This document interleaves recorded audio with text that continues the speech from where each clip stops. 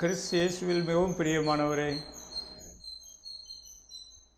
கர்த்தரும் இரட்சகருமாகிய இயேசு கிறிஸ்துவின் இனிய ஈடு இணையற்ற திரு நாமத்தினாலே உங்கள் ஒவ்வொருவருக்கும், உங்களுக்கு அருமையானவர்களுக்கும் கிறிஸ்மஸ் மற்றும் புத்தாண்டு வாழ்த்துக்களை தெரிவித்துக் கொள்கிறேன்.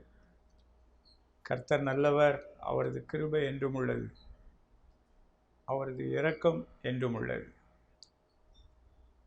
இந்த பண்டிகை காலத்தில் கர்த்தர் நம்முடைய வாழ்க்கையில் புதிய காரியங்களை செய்யும்படிக்கு ஜெபிக்கிறேன், வாழ்த்துகிறேன். கர்த்தருடைய கிருபையும் சமாதானமும் வேத வாக்கியங்களின் அடிப்படையில் உங்கள் வாழ்க்கையில் பெருகும்படிக்கு வாழ்த்துகிறேன். இந்த நாளிலும் நம்முடைய தியானத்திற்கென்று கர்த்தராகிய தேவனுடைய ஆவியானவர் கொடுத்திருக்கிற ஒரு திருவசனம், அது 1 பேதுரு 4வது அதிகாரம் 14வது திருவசனம். 1 பேதுரு 4:14. நீங்கள் கிறிஸ்துவின் நாமத்து நிமித்தம் நிந்திக்கப்பட்டால் பாக்கியவான்கள், ஏனென்றால் தேவனுடைய ஆவியாகிய மகிமையுள்ள ஆவியானவர் உங்கள் மேல் தங்கியிருக்கிறார். அவர்களாலே தூசிக்கப்படுகிறார், உங்களாலே மகிமைப்படுகிறார். பாருங்கள், இந்த வசனத்திலே விசுவாசிகளாகிய நம்முடைய வாழ்க்கையில்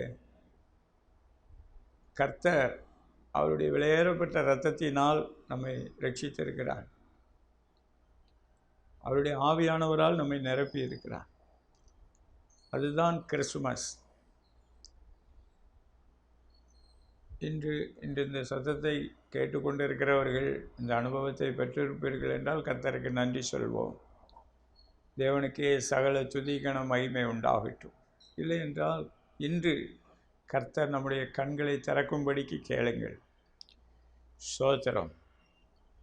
இந்த வசனம் ஸ்தோத்திரம், ஒரு அருமையான வசனம்.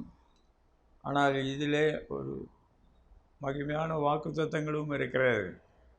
காரணம், இந்த இடத்திலே ஆவியானவருக்கு ஒரு டைட்டில், மகிமையின் ஆவியானவர் என்று குறிப்பிடப்படுகிறது. ஸ்தோத்திரம். ஒரு சில ஆண்டுகளுக்கு முன்பதாக என்னுடைய கிறிஸ்மஸ் வாழ்த்து அட்டையிலே க்ளோரியஸ் கிறிஸ்மஸ் என்று போட்டு எல்லாருக்கும் அனுப்பி வைத்திருந்தேன். இயேசு கிறிஸ்து இந்த பூமிக்கு வந்ததே பரலோகத்தின் மகிமை இந்த பூமியிலே பிரதிபலிக்கும்படியாக வந்தார். நம்மில் சிலர் இந்த மகிமையான கர்த்தரோடு நாம் நடந்து கொண்டு இருக்கிறோம்.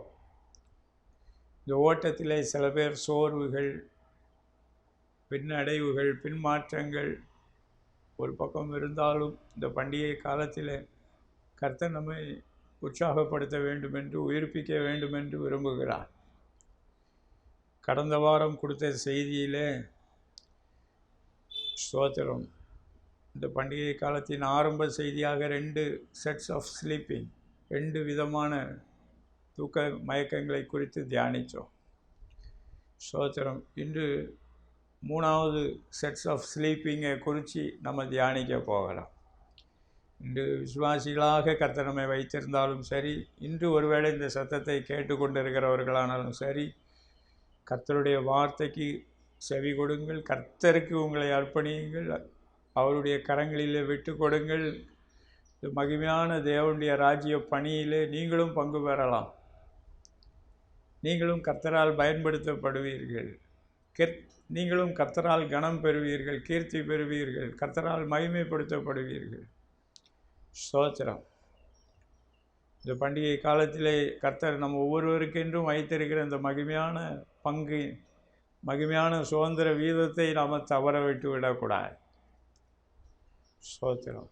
ஆகவே கவனமாய் கேளுங்கள். மற்றவர்களுக்கும் இந்த செய்தியை குறித்து சொல்லுங்கள். கடந்த வார செய்தியை நீங்கள் கேட்க விரும்புவீர்கள் என்றால் ஜீவ ஊற்று என்கின்ற பெயரில் யூடியூப்பில் கிடக்கிறது, நீங்கள் எடுத்து போட்டு கேட்கலாம். அதிலே 2 விதமான தூக்கத்தை குறித்து பார்த்தோம். ஒன்று, கெத்செமனே தோட்டத்தில் அந்த காலத்தில் இருந்த இஸ்ரவேல் தலைவர்கள், ஆசாரியர்கள், இயேசுவினுடைய சீஷர்கள் எப்படி 4 விதமான தூக்கத்தில் இருந்தார்கள்.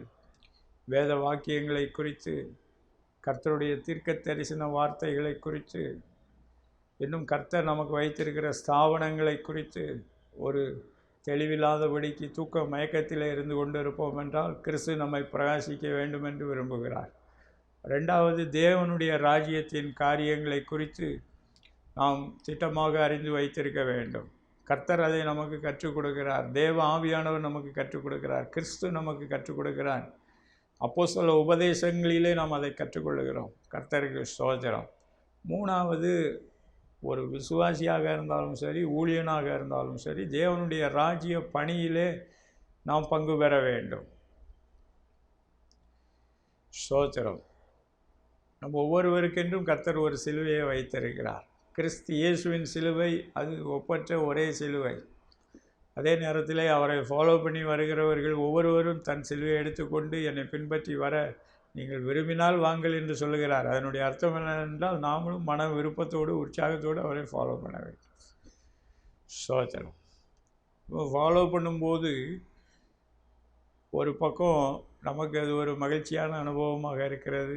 என்னுடைய வாழ்க்கையின் ஊழியத்தின் ஆரம்ப கட்ட காலங்களில் நிறைய அற்புதங்கள் நடைபெறுகிறதெல்லாம் பார்க்கும்போதெல்லாம் சந்தோஷமாக இருக்கும். ஜனங்களுடைய கண்ணீரை கர்த்தர் துடைக்கும் போது சந்தோஷப்பட்டிருக்கிறேன். அதே நேரத்தில் ஸ்தோத்திரம், ஊழியத்தின் ஆரம்ப கட்டத்திலிருந்தே சில பாடுகள் வரும். இந்த பாடுகளை நாம் எப்படி இனம் கண்டுகொள்வது? 1 பேதுரு 1வது அதிகாரம் 11வது வசனத்தை வாசித்து பாருங்கள். கிறிஸ்துவின் ஆவியானவர் நமக்கு வரவிருக்கக்கூடிய பாடுகளை பற்றியும் நமக்கு சொல்லிக் கொடுக்கிறார். நாம் கிறிஸ்து இயேசுவை பின்பற்றுகிறவர்களாக இருப்போம் என்றால் நீங்கள் ஒவ்வொரு நாளும் கர்த்தரிடத்தில் கேட்டு அதை கற்றுக்கொள்ளலாம். நீங்கள் அதை கேட்க ஆர்வமாக இருக்க வேண்டும். அப்போ தான் கர்த்தர் கற்றுக் கொடுப்பார். என்னுடைய ஊழியத்தின் ஆரம்ப அனுபவங்களிலே கர்த்தர் கற்றுக் கொடுத்திருக்கிறார். இப்படிப்பட்டதான பாடுகள் வரும், நீ அதை சகித்து கொள்ள வேண்டும். இது உண்மையான காரியம். நீங்கள் வேதாகமத்திலே வாசித்து பாருங்கள். ஒவ்வொருவருடைய வாழ்க்கையிலும் அப்படிப்பட்டதான அனுபவங்களை பார்க்க முடியும். சமகாலத்திலும் இருக்கிற ஊழியர்களிடத்திலே நீங்கள் கேட்டு பார்க்கலாம். நீங்கள் போகிற சபையிலே உங்கள் மேற்பரிடத்தில் கேளுங்கள், கற்றுக் கொடுப்பார்கள். Without cross without crown.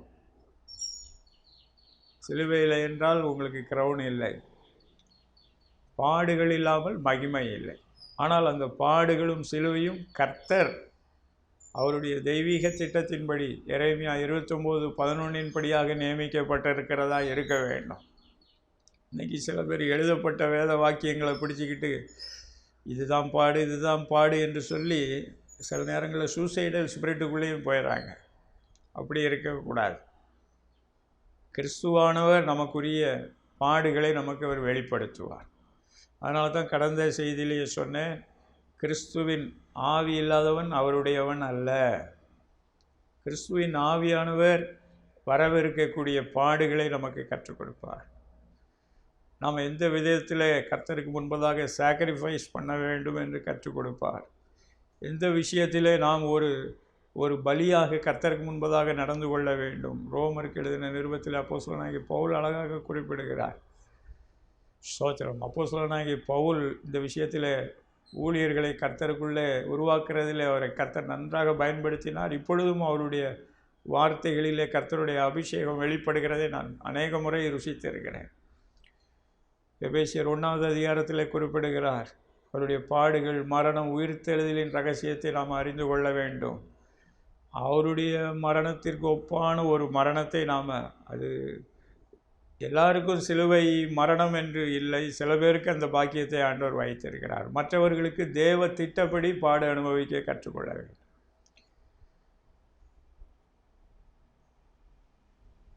இது பண்டிகை காலமாக இருக்கிறபடினால் உங்களுக்கு கிறிஸ்துவின் சந்தோஷத்திலே நாம் பங்கடைகிறவர்களாக இருக்க வேண்டும்.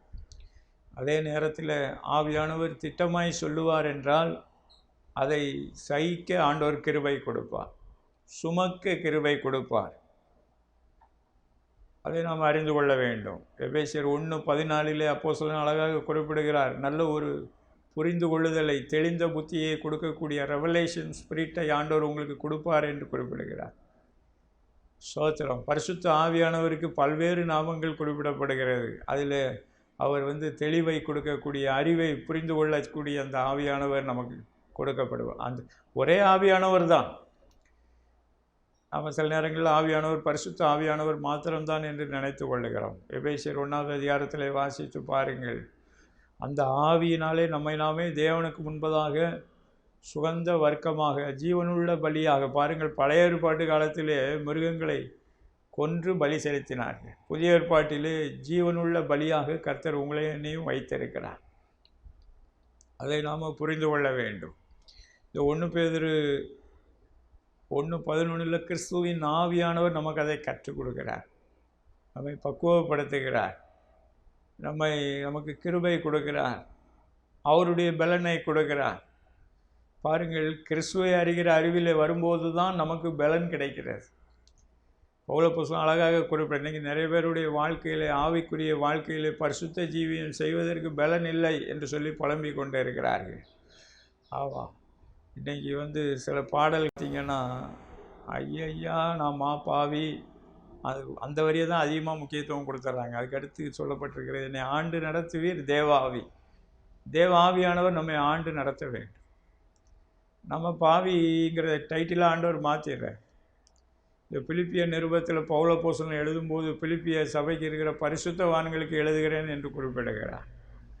இது வாழ்நாள் பூரா பாவி பாவி பாட்டு பாடி தன்னையும் கெடுத்து தான் சம்மந்தப்பட்டிருக்கிற ஸ்தாபனங்களையும் கெடுத்து, ஸ்தோத்திரம், எங்கே போகிறோங்கிற ஒரு தெளிவில்லாமல் அது ஒரு விதமான நித்திரை மயக்கத்தில் என்று ஒரு சிலர் இருந்து கொண்டு இருக்கிறதை நான் பார்க்கிறேன். பிரியமானவர்களே, கெத்செமனே தோட்டத்திலே கர்த்தர் நம்முடைய கண்களை திறக்கிறார். திருப்பி அறை வீட்டிலே கர்த்தர் நம்முடைய கண்களை திறக்கிறார். தேவனுடைய ராஜ்ய பணியிலே 3வது அங்கே பெந்தேகோஸ்தே நாள் மேல் வீட்டறையிலே கர்த்தர் ஆவியானவரையே நமக்காக கொடுத்து விடுகிறார். பிதாவினுடைய வாக்குத்தத்தத்தை இயேசு கிறிஸ்துவினுடைய சிலுவை மரணம் உயிர்த்தெழுதலின் மூலமாக அந்த ஆவியானவர் பொழியப்படுகிறார். இந்த ஆவியானவரை குறித்தும் விதவிதமான சிந்தனைகள், தர்க்கங்கள், உபதேசங்கள் இன்று மனிதர்களை சீரழித்து கொண்டு இருக்கிறார். அந்த தூக்க மயக்கத்திலிருந்து நாம் விடுதலை பெற வேண்டும் என்று கர்த்தருடைய ஆவியானவர் விரும்புகிறார். பாருங்கள், அப்போஸ்தலனாகிய பவுல் குறிப்பிடுகிறார், என்னை பலப்படுத்துகிற கிறிஸ்துவினாலே எல்லாவற்றையும் செய்ய எனக்கு பலன் உண்டு. அப்போ இன்று ஒரு மனிதனுடைய ஆவி, ஆத்தும, சரீரத்திலே கிறிஸ்துதான் பலப்படுத்துகிறார். ரட்சிப்புக்கு ஏதுவாக பலப்படுத்துகிறார். ரட்சிப்பின் வாழ்க்கை நமக்குள்ளே நிலைச்சிருக்கணும்னா கிறிஸ்துவுக்குள்ளே இருக்கணும்.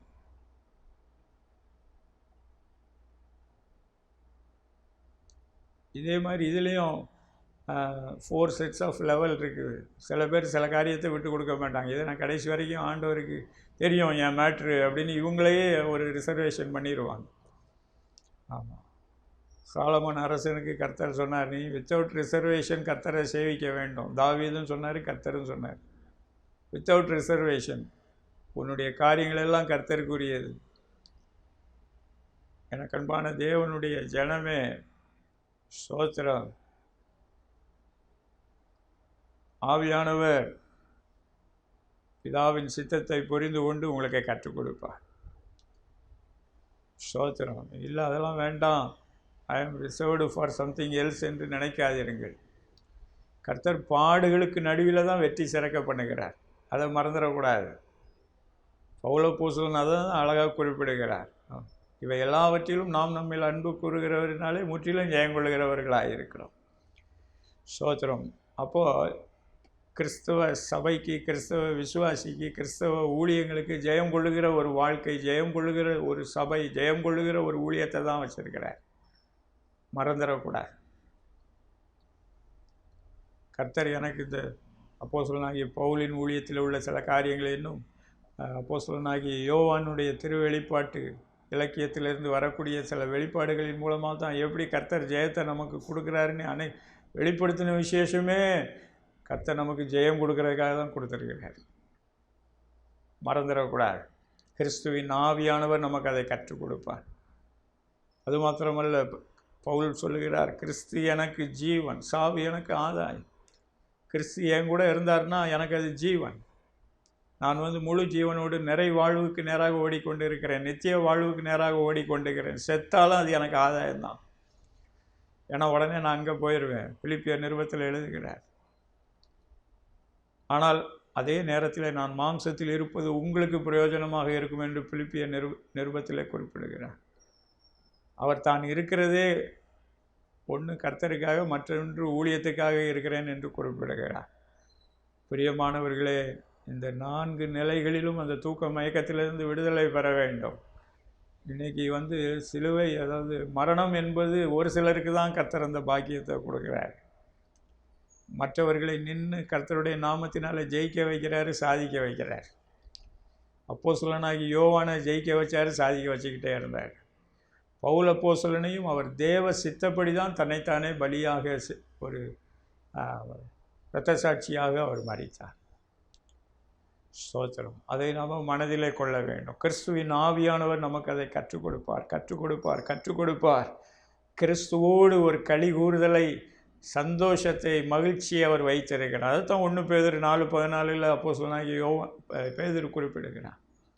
அந்த மகிமையின் அபிஷேகம் உங்களுக்குள்ளே வரும்போது பாடுகளும் உங்களுக்கு களி கூறுதலாக இருக்கும். அது மாத்திரமல்ல, இன்னும் அந்த பாடுகளுக்கு அந்த பக்கம் இன்னும் கிறிஸ்துவின் மகிமை நம் வாழ்க்கையிலே, ஊழியங்களிலே வெளிப்படும்.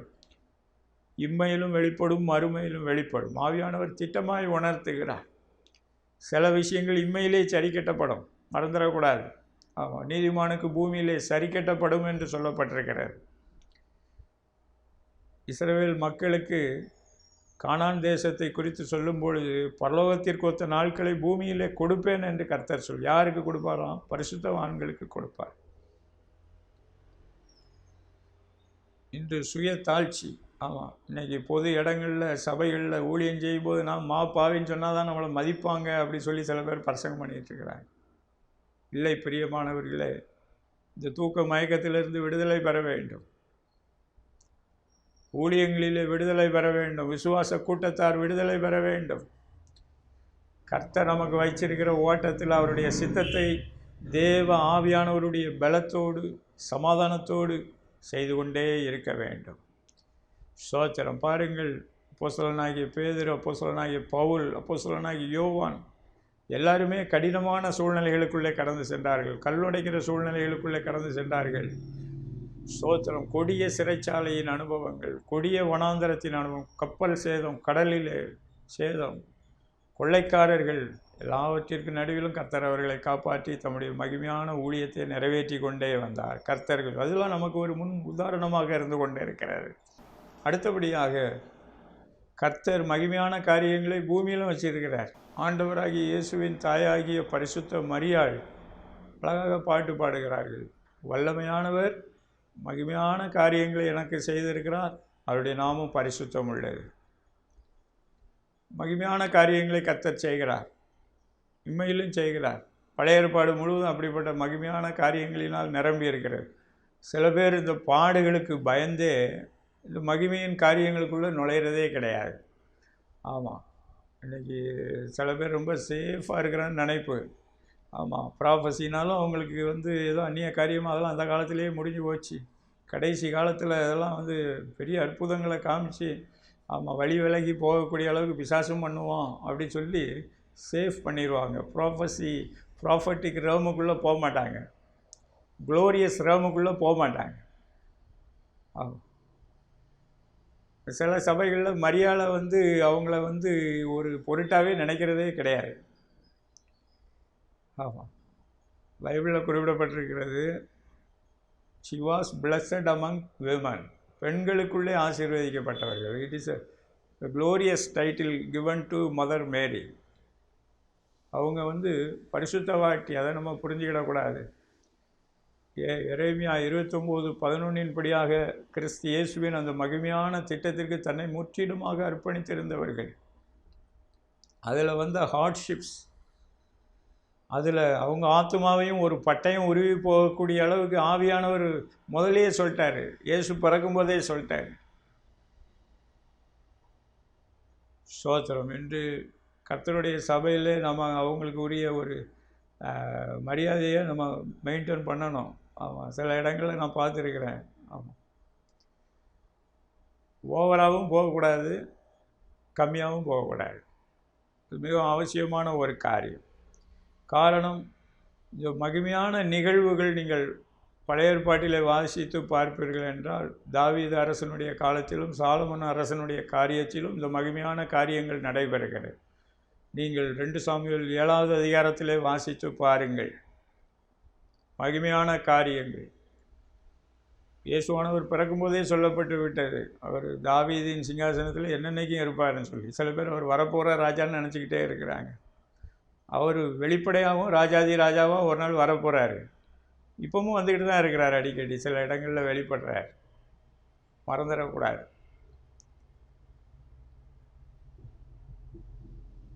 வல்லமையானவர் மகிமையான காரியங்களை பழைய ஏற்பாட்டு காலத்தில் மகிமையான காரியங்களை செய்தார். இன்று நாமும் தேவ திட்டத்தின்படி அதில் பங்கு பெறலாம். தேவ கிருபையினால், தேவ ஒத்தாசையினால் நாம் அதில் பங்கு பெறுகிறோம். பயபக்தியோடு, தாழ்மையோடு, உண்மையோடு அதில் நம்ம பங்கு பெற வேண்டும். முதலாவதாக நம்ம குருநாதர் எதில் போயிருக்கிறாருங்கிறத தெளிவாக புரிஞ்சுக்கிடணும். அவருடைய மேன்மையை நம்ம புரிந்து கொள்ள வேண்டும். எபிரேயர் 12வது அதிகாரத்தில் 13வது வசனத்தில் குறிப்பிடப்படுகிறது, இயேசுவும் நகரத்திற்கு புறம்பே அவர் பாடுபட்டார், நிந்தையை சுமந்தார், மரணத்தை ஏற்றுக்கொண்டார். ஸ்தோத்திரம். இந்த பண்டிகை காலத்தில் கிறிஸ்து பரலோகத்தின் மகிமையை தொடர்ந்து இறங்கி வந்தது ஒரு அதிசயம். மற்றொன்று, சிலுவையில் இந்த பூமிக்குரிய காரியங்களில் எந்த தலைவனும் செய்ய இயலாத, செய்ய துணியாத ஒரு காரியத்தை இயேசு சிலுவையில் செய்திருக்கிறார். அந்த பாடுகளை கர்த்தர் தான் நமக்கு கற்றுக் கொடுக்க முடியும். ஸ்தோத்திரம். 1 பேதுரு 2:21 அந்த அடிச்சுவடுகளை நாம் பின்பற்ற வேண்டும் என்று சொல்லப்பட்டிருக்கிறது. ஆவியானவருடைய பலத்தினாலே நம்ம அவரை ஃபாலோ பண்ணணும். தேவன் நியமித்திருக்கிற அந்த பாடுகளை நம்ம சுமக்கணும். அதுவும் எபிரேய நிருபத்தில் அழகாக குறிப்பிடப்பட்டிருக்கும். அவர் தனக்கு முன்பதாக இருந்த மகிமையின் பொருட்டு பாடுகளை சகித்தார். இன்றைக்கி சில பேர் பாடுகளை சகிக்கும் போதும் அந்த மகிமையின் தரிசனத்தை விட்டுறாங்க. இந்த பாட கர்த்தரை அனுமதிச்சார்னா அதுக்கு பின்னாடி இம்மையிலும் ஒரு மகிமை இருக்குது, நித்தியத்திலும் ஒரு மகிமை இருக்குது. பேதுரு கேட்குறாரு, நாங்கள் எல்லாத்தையும் விட்டு உங்களை ஃபாலோ பண்ணணுமே. ஆண்டவர் சொல்கிறாரு, இம்மையிலே பாடுகளோடு 100 மடங்கு பெற்றுக்கொள்வீர்கள். இம்மையிலே பெற்றுக்கொள்வீர்கள், மறுமையிலே நித்திய ஜீவனையும் பெற்றுக்கொள்வீர்கள். Whatever you sow into the kingdom of God, you will reap 100-fold in this earth. You may go through hardships, trials, பாடுகள், சோதனைகளோடு நீங்கள் கடந்து செல்லலாம். ஆனால் நீங்கள் கர்த்தரை ஃபாலோ பண்ணுறங்கிற ஒரு நிச்சயம் உங்களுக்குள்ளே இருந்தால் இம்மையில் 100 மடங்கு நிச்சயம் உண்டு உங்களுக்கு. அதுக்காக கர்த்தர் வச்சிருக்கிற பணியில் சோட போகக்கூடாது, பின்வாங்கக்கூடாது, பின்மாற்றத்துக்குள்ளே போகக்கூடாது, குப்புறக்க விழுந்து தூங்கிடக்கூடாது. ஸ்தோத்திரம். எனக்கன்பான தேவனுடைய ஜனமே, ஆவியானவர் உங்களிடத்தில் திட்டமாய் சொல்லியிருப்பார் என்றால், கிறிஸ்து உங்களுக்கு திட்டமாய் சொல்லியிருப்பார் என்றால், ஆண்டவரே அதை நிறைவேற்ற எனக்கு கிருபை கொடுங்க ஆண்டவரே. ஏன்னா அவர் கிருபையை கொடுத்துக்கிட்டே இருக்கிறார். அவர் கிருபையின் ஊற்று வற்றாது. ஒரு காரியத்தை நீங்கள் தேவ சித்தத்தை சமாதானத்தோடு செய்ய உங்களை அர்ப்பணித்து பாருங்கள், அவருடைய கிருபை காலைதோறும் உங்களுக்கு புதுசாக கொடுத்துட்டே இருப்பார், அபிஷேகத்தை கொடுத்துட்டே இருப்பார். உங்கள் பலனை கழுக போல் மறுபடியும் ரினியூ பண்ணுவார், மறுபடியும் உங்களை பறக்க வைப்பார். ஸ்தோத்திரம். காரணம், அவர் அந்த சிலுவையை சுமந்திருக்கிறார். நமக்கும் ஒவ்வொருத்தருக்கும் ஒரு சிலுவையை வச்சிருக்கிறார், மறந்துடக்கூடாது. ஸ்தோத்திரம். எபிரேயர் 12:13 மறந்துடக்கூடாது.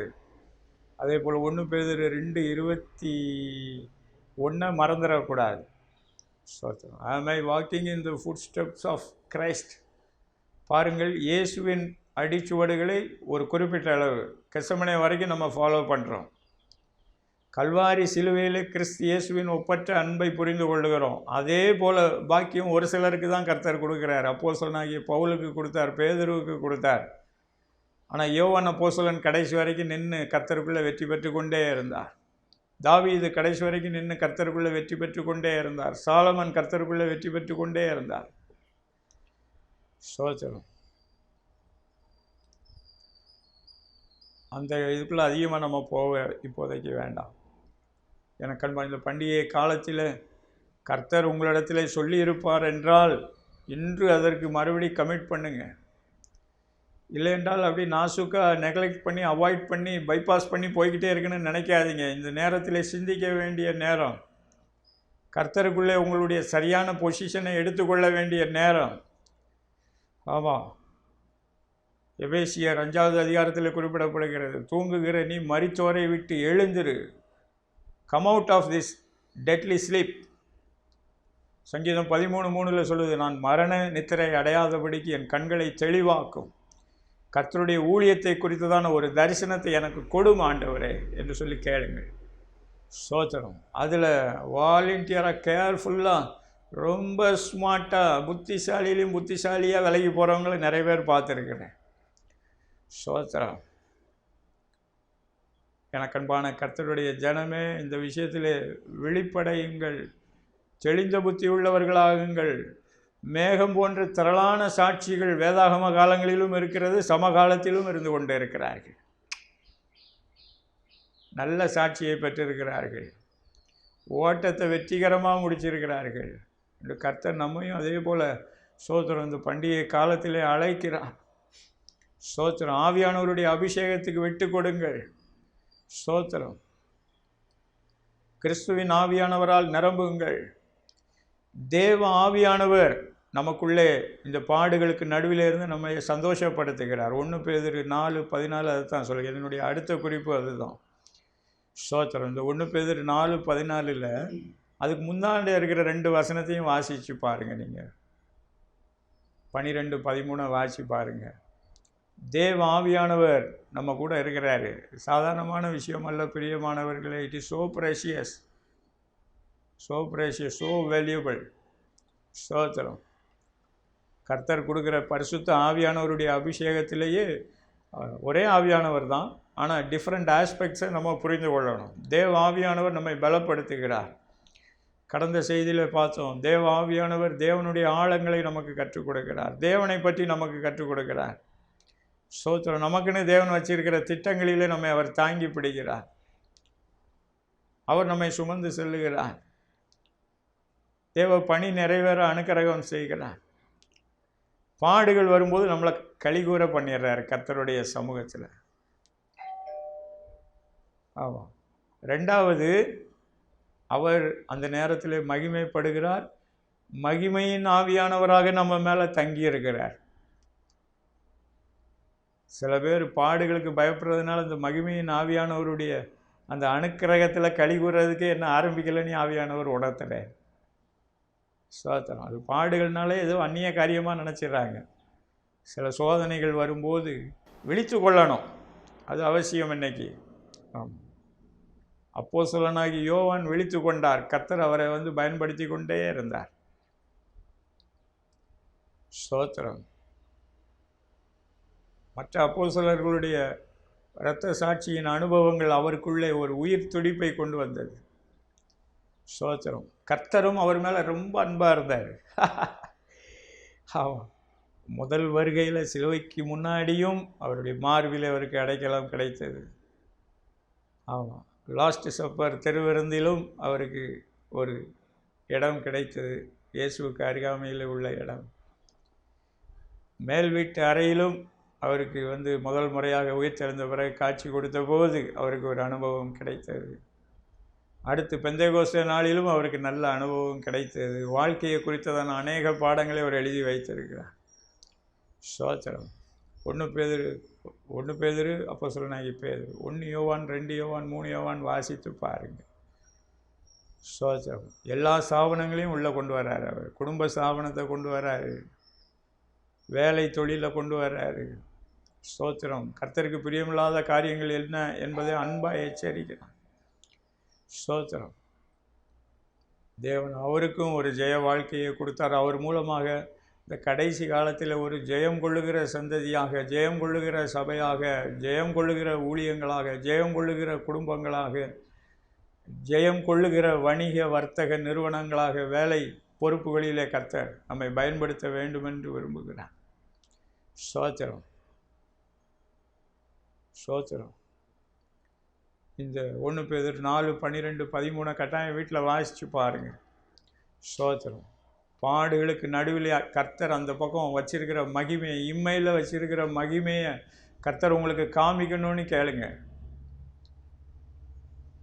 அதை காமிச்சிட்டாங்கன்னா கர்த்தர் நம்ம அந்த தேவ பலத்தோடு பாட்டு பாடிக்கிட்டே கடந்து போயிடும். அதான் ஒரு பக்தன் அழகாக பாட்டு பாடுவார். ஆமாம், அல்லே லூயா பாடி பாடி அலைகளை நாம் தாண்டிடுவோம். நம்புவேன் என் இயேசுவை. அவர் அலையில் மூழ்க விட மாட்டார். போட்டில் கப்பல் காற்று ஓவர அடிக்க விட மாட்டார். புயல் வரலாம், காற்று அடிக்கலாம். ஆனால் நீங்கள் கிறிஸ்து இயேசுவில் நங்கூரம் போட்டிருப்பீர்கள் என்றால், கிறிஸ்து இயேசு உங்கள் வாழ்க்கையின் கேப்டனாக இருப்பார் என்றால், ஸ்தோத்திரம். கிறிஸ்து இயேசு உங்கள் வாழ்க்கையின் தளபதியாக, தலைவராக இருப்பார் என்றால், ஆமாம், இஸ்ரவேலின் ராஜா, சர்வ லோகத்தின் ஆண்டவர் நம்மை ஒரு அழகாக கரம் பிடித்து நடத்தி செல்வார்.